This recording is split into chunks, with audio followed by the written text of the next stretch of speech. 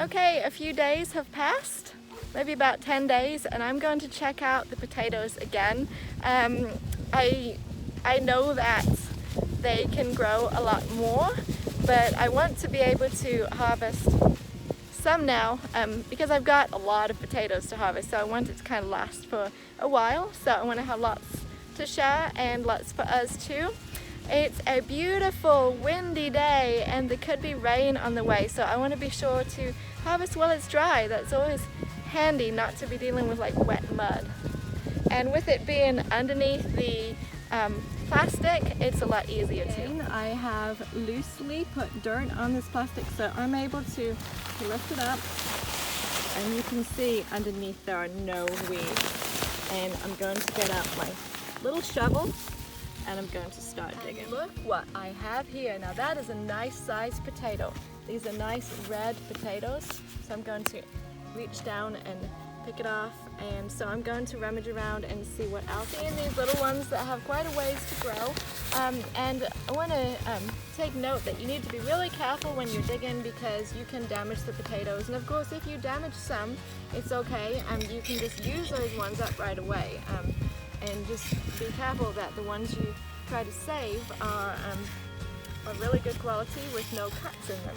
So I've got so far just these a little further, and I can see right here something poking out. So I'm going to reach my hand in and I'm going to see, wow, this is a really nice potato. So I'm going to be cooking these later on today, and my two middle kids just got home from working for the neighbor and they are going to enjoy some potatoes. Here's another one. So my find this time is a lot better than last time. I'm also reaching deeper around the plant just to see what I can find, and I can find something deep inside here. It's kind of hard to reach down and grab it. Some of these roots are like in the way, but it's exciting because you never know quite what you're going to find. But look, here's another good sized potato. So this is a nice little harvest, but I'm not going to rip up the whole plant. I'm going to let these other ones keep on growing.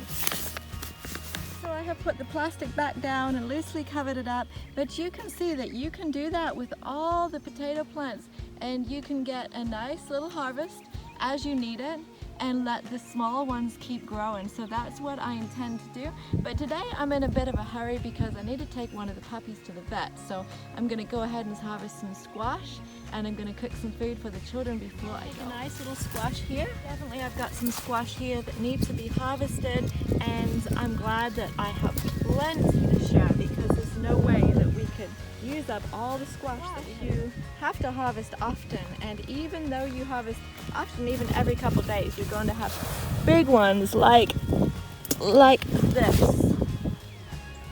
And that is a really big squash. I'm gonna have to come back out here after I've taken the puppy to the vet and harvest all of these squash, because when they get too big, it discourages other squash from growing, but also I don't really want squash to be that big.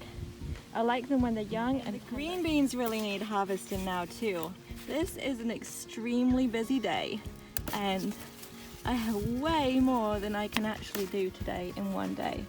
So I'm just going to try to do the best with what I can and try to be content with that. It's very hard because when you have so much to do and you know that you can't get it all done, it's a little frustrating. So we'll just do the best we can. Nice little harvest for a quick lunch. These kittens are so cute. So I have these potatoes lightly frying, and I have the squash, peppers, and green beans in this pan, also lightly frying, sauteing, I guess you would say. So ideally there should be onions, but I didn't harvest an onion from the garden. They're not really as ready as I'd like them to be, and they're in that stage where they're in between green onions and bulb onions, so I really want them to just continue to grow. And I'm out of onions in the refrigerator, so this is what it is. I'll add some onion powder, and Carson is going to love it.